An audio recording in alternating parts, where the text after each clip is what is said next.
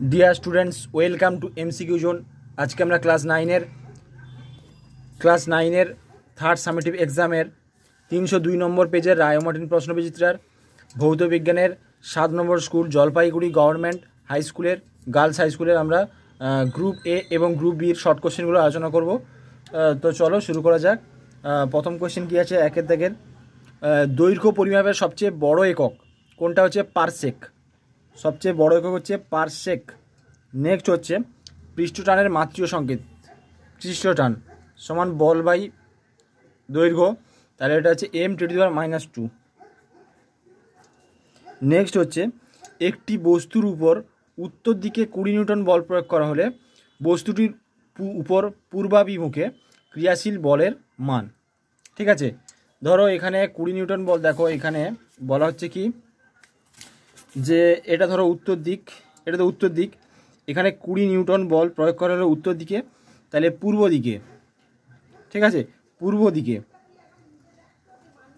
তাহলে এইখানে অর্থাৎ এই দিকে কতটা বল প্রয়োগ হবে, এখানে যে 0, ঠিক আছে এই দিকে কোনো বল প্রয়োগ হচ্ছে না, তাহলে এর যে উত্তর হচ্ছে 0 হয়ে গেল বা 0, তাহলে উত্তর হচ্ছে 0, অপশন ডি 0। নেক্সট হচ্ছে এম ভর বিশিষ্ট কোনো বস্তুর গতিশক্তি ই ও ভরবেগ পি হলে পি সমান হবে কত হবে, পি স্কোয়ার। আমরা জানি কি পি স্কোয়ার ইকুয়াল টু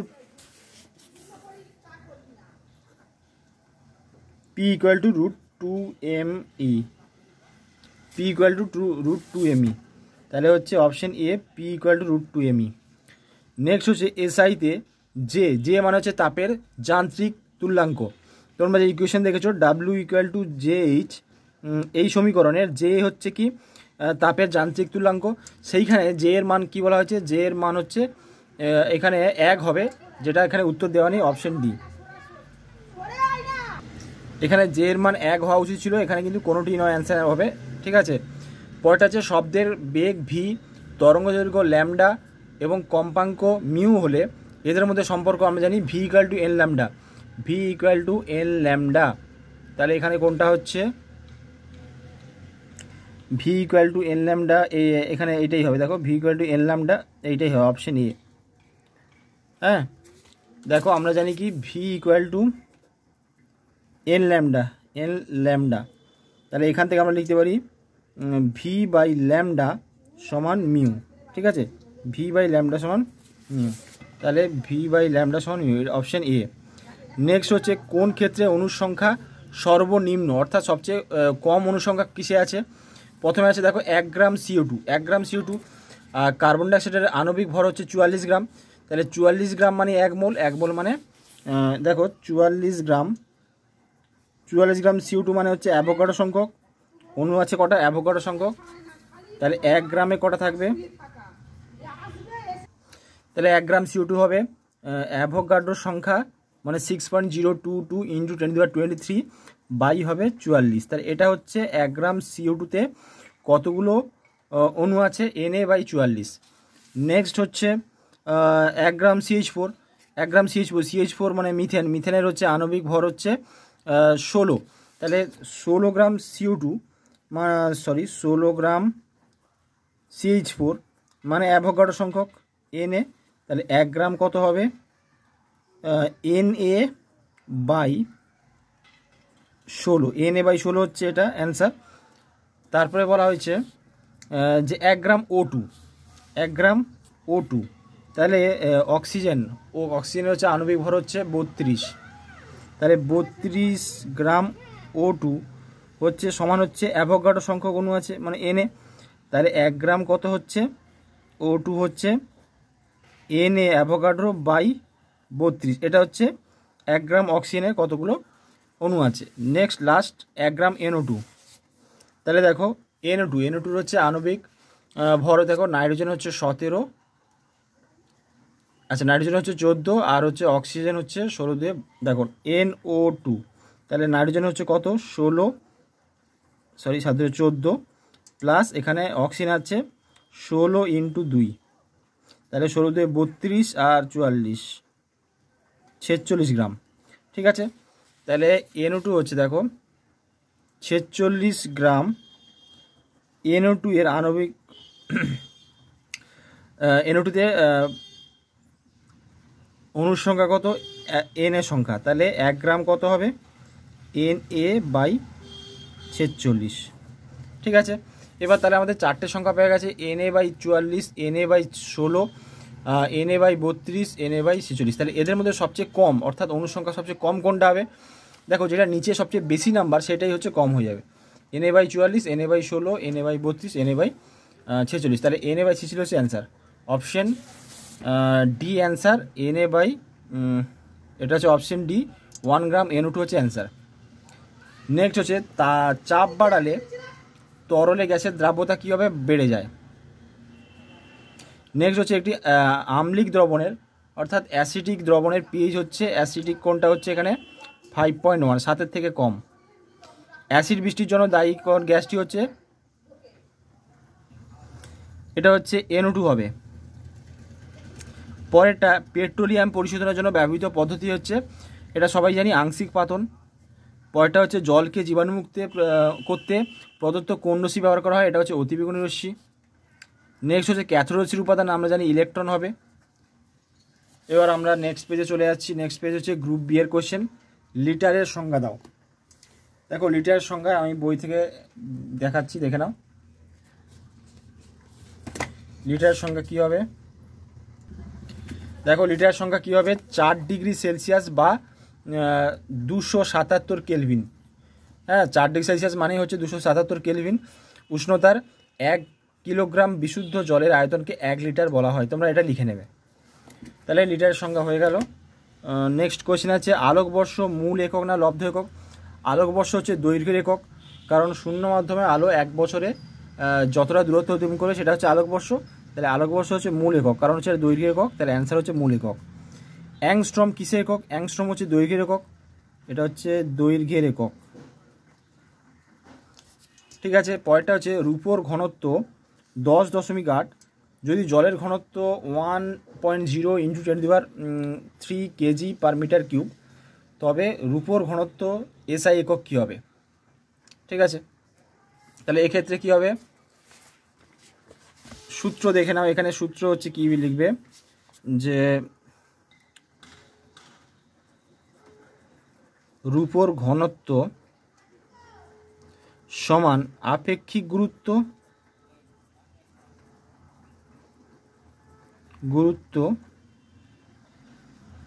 গুণ জলের ঘনত্ব। গুণ কত হবে, জলের ঘনত্ব, তাহলে আপেক্ষিক গুরুত্ব কত দেওয়া আছে, 10.8 দেওয়া আছে, 10.8 গুণ জলের ঘনত্ব কত, 1.0 × 10³ তাহলে 1.0 মানে 10³ মানে 1000 এখানে অ্যাকচুয়ালি, তাহলে 10.8 × 1000, তাহলে 1000 গুণ করলে কত হবে, 108। দেখো আরটা 2 শূন্য হয়ে যাবে, এটা হচ্ছে kg/m³। ঠিক আছে, তাহলে অ্যান্সার হচ্ছে এটা অ্যান্সার হচ্ছে কী হবে, এখানে হবে kg/1080 kg/m³ কিলোগ্রাম। এবার হচ্ছে দেখো 900 কেজি ভরের একটি বাস স্ট্যান্ডে দাঁড়িয়ে আছে, ব্যাসটির রৈখিক ভরবেগ কত। আচ্ছা এটা দেখো, তাহলে ভরবেগের সূত্র হচ্ছে কি, ভরবেগ সমান ভর গুণ বেগ। এবার ভর কত দেওয়া আছে, দেখো ভরের জায়গায় দেওয়া আছে 900 কেজি, তাহলে ভরের জায়গায় বসিয়ে দেবো 900 কেজি, 900 গুণ বেগ। দেখো একটা বাস স্ট্যান্ডে দাঁড়িয়ে আছে মানে বস্তুটা স্থির আছে, তাহলে বেগ 0, তাহলে বেগ হচ্ছে 0, তাহলে বেগের জায়গায় বসিয়ে দেবো 0, তাহলে 900 গুণ 0 কত হবে, 0, তাহলে অ্যান্সার হয়ে যাবে ভরবেগ হচ্ছে 0 হবে, তাহলে অ্যান্সার হচ্ছে এখানে হবে 0, ভরবেগ হচ্ছে 0। নেক্সট হচ্ছে ভরবেগ স্কেলার না ভেক্টর রাশি। ভরবেগ অবশ্যই একটা ভেক্টর রাশি, কারণ হচ্ছে ভর এবং বেগের গুণফল হচ্ছে ভরবেগ, আর বেগের একটা দিক আছে, সুতরাং ভেক্টর রাশি হবে। পরেরটা হচ্ছে সিজিএস বলের সিজিএস এবং এসআই একক দুটির মধ্যে সম্পর্ক। আমরা জানি 1 নিউটন সমান 10⁵ ডাইন। নিউটন হচ্ছে বলের এসআই একক আর সিজিএস একক হচ্ছে ডাইন, তাহলে 1 নিউটন সমান 10⁵ ডাইন। পরেরটা যান্ত্রিক শক্তি কোন কোন শক্তির সমষ্টি। যান্ত্রিক শক্তি সমান হচ্ছে স্থিতিশক্তি প্লাস গতিশক্তি। স্থিতিশক্তি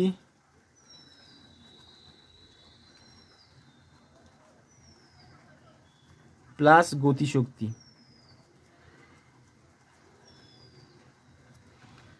পরেরটা আছে 5 কেজি ভরের কোনো বস্তুকে 5 মিটার উপরে তুললে কী পরিমাণ স্থিতিশক্তি বস্তু সঞ্চিত হয়।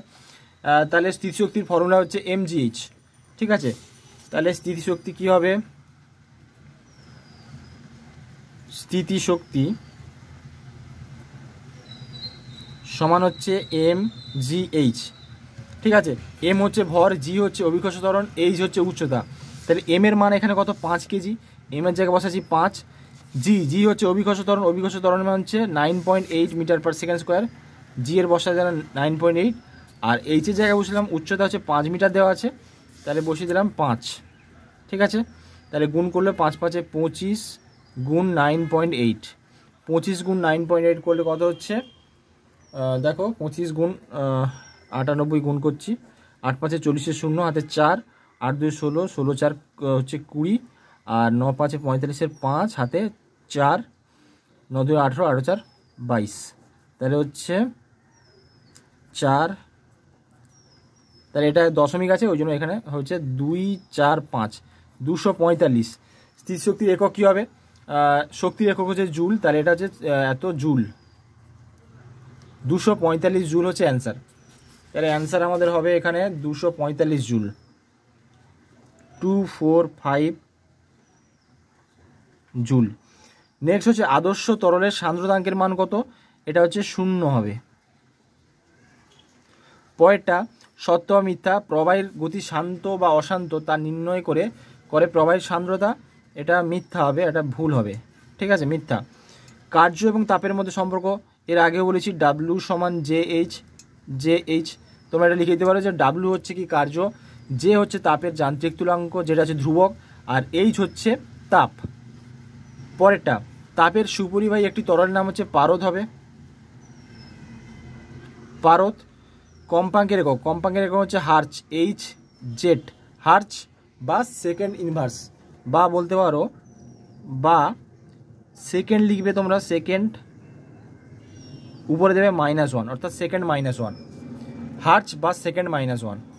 পরেরটা হচ্ছে H মাইনাস আয়নে কয়টি প্রোটন ও কয়টি ইলেকট্রন আছে, H মাইনাস আয়ন, তাহলে হাইড্রোজেনের ক্ষেত্রে একটা প্রোটন থাকে, দেখো এখানে হাইড্রোজেনের ক্ষেত্রে H মাইনাস আছে, তো হাইড্রোজেনের ক্ষেত্রে থাকে একটা ইলেকট্রন এবং একটা প্রোটন এবং একটা নিউট্রন, জিরোই থাকে না। এবার H মাইনাস আছে, তাহলে আরও একটা ইলেকট্রন এক্সট্রা হবে, অর্থাৎ দুটো ইলেকট্রন হয়ে যাবে, আর প্রোটন তো সেমই থাকবে, প্রোটন তো অ্যাড হচ্ছে না, প্রোটন, তাই প্রোটন থাকবে একটা, ইলেকট্রন থাকবে দুটো, তাহলে ইলেকট্রন থাকবে দুটো ইলেকট্রন, আর প্রোটন আছে কটা, একটি প্রোটন। ঠিক আছে, একটি প্রোটন। পরেরটা আছে 2 মোল অ্যামোনিয়া অণুর ভর কত, 2 মোল অ্যামোনিয়া অণুর ভর কত। আচ্ছা দেখো 1 মোল NH3, 1 মোল অ্যামোনিয়া NH3 সমান, দেখো অ্যামোনিয়ার ভর কত, নাইট্রোজেনের হচ্ছে 14 আর 3 17, তাহলে 1 মোল NH3 মানে 17 গ্রাম, 1 মোল NH3 ভর হচ্ছে 17 গ্রাম, তাহলে 2 মোল কত হবে, তার ডবল হবে, NH3 এর ভর কত হচ্ছে 17 × 2, তাহলে হচ্ছে 34 গ্রাম হবে। ঠিক আছে, এটা হচ্ছে 34 গ্রাম অ্যান্সার, এটা কত হচ্ছে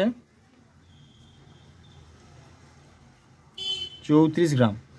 পরেরটা হচ্ছে একটি পদার্থের পরিমাণে এসআই একক হচ্ছে মোল, সবাই জানি মোল, যেটা হচ্ছে মৌলিক একক একটা। পরেরটা তরল এরোসলের নাম হচ্ছে কুয়াশা হবে, কুয়াশা। পরেরটা হচ্ছে জিঙ্ক ধাতুর সঙ্গে তীব্র ক্ষারের বিক্রিয়ায় হাইড্রোজেন প্রস্তুতির বিক্রিয়াটি লেখো, এটা কি হবে, জিঙ্ক প্লাস তীব্র ক্ষার হচ্ছে NaOH, এর সঙ্গে বিক্রিয়া করলে Na2ZnO2 এবং হচ্ছে হাইড্রোজেন গ্যাস উৎপন্ন হচ্ছে, ব্যালেন্স করলে হচ্ছে এখানে হবে 2NaOH, এটা হচ্ছে 2 হবে। ঠিক আছে, পরেরটা দেখো জল ও সর্ষের তেলের মিশ্রণ থেকে উপাদান দুটিকে কীভাবে পৃথক করা হয়, এটা হচ্ছে সেপারেটরি ফানেল বা বিওজি ফানেল, যার হচ্ছে দুটো অমিশ্রণীয় তরল, কারণ তেল এবং সর্ষের তেল মেশে, জল এবং সর্ষের তেল মেশে না, তাহলে এটা হচ্ছে বিওজি ফানেল।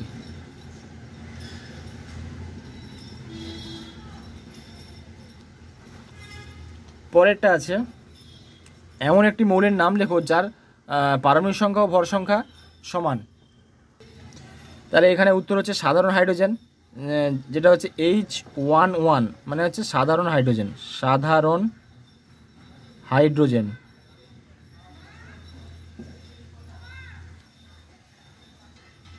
পরেরটা একটি পরমাণুর উদাহরণ দাও যার নিউক্লিয়াসে সমান সংখ্যক প্রোটন ও নিউট্রন থাকে।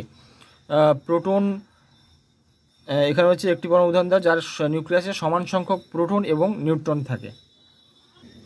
তাহলে এর উত্তর হচ্ছে H12, অর্থাৎ এটা হচ্ছে ডয়টেরিয়াম। দেখো এখানে একটা প্রোটন আছে, আর 2 থেকে 1 বিয়োগ করলে কত হচ্ছে? 1 হচ্ছে, মানে নিউট্রন আছে একটা, তাহলে এটা হচ্ছে ডয়টেরিয়াম।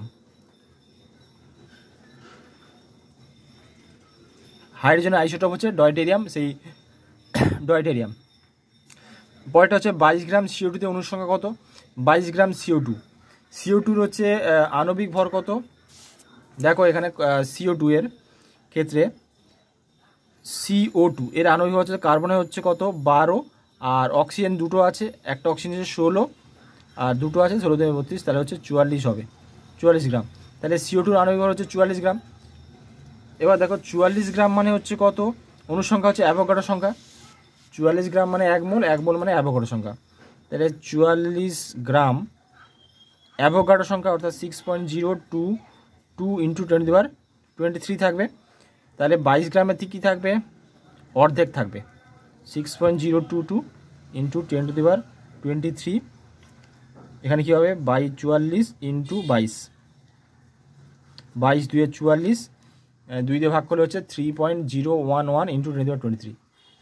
তাহলে অ্যান্সার কত হচ্ছে? 3.011 ইন্টু 10⁻23। একটি অজলীয় দ্রাবক কোনটা? হচ্ছে অ্যাসিটোন হবে। অজলীয় দ্রাবক কেরোসিন হতে পারে, এটা হচ্ছে অ্যাসিটোন।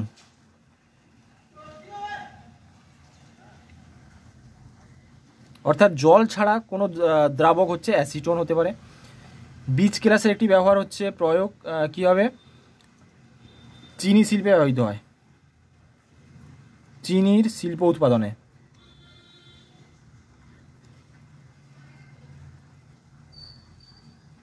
চিনির শিল্প উৎপাদনে হবে। পরেরটা বলয় পরীক্ষা দ্বারা কোন অ্যাসিড শনাক্ত করা হয়? Nitric acid HNO3। শমিত লবণের উদাহরণ, শমিত লবণের উদাহরণ হচ্ছে NaCl বা সাধারণ লবণ। নিশাদল ও বালির মিশ্রণ থেকে উপাদান দুটিকে কোন পদ্ধতিতে পৃথক করা হয়? এটা হচ্ছে ঊর্ধ্বপাতন।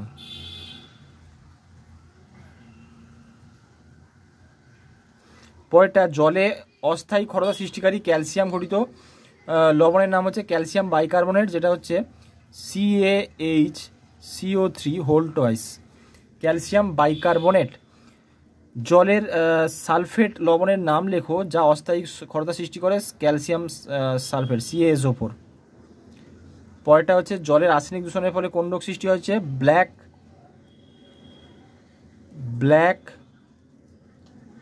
Foot disease. ঠিক আছে, কোন রোগ সৃষ্টি হয়? Black foot disease. তো থ্যাংক ইউ বন্ধুরা, দেখা হচ্ছে পরের ভিডিওতে।